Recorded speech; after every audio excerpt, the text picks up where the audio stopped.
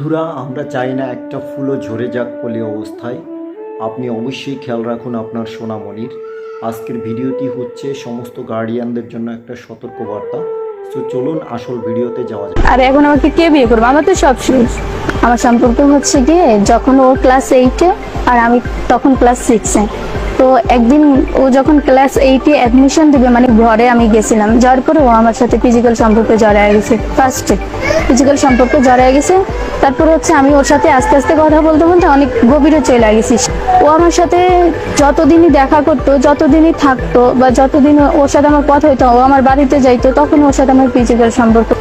ও আমার সাথে যেভাবে সম্পর্ক করছে, এই সম্পর্ক বা এত কিছু হওয়ার পরে একটা মেয়েকে তো কেউ নিবে না। তো ও ছাড়া যদি আমাকে কেউ নেয়, কেউই নিবে না। তো আমি চাই ও আমাকে নিক।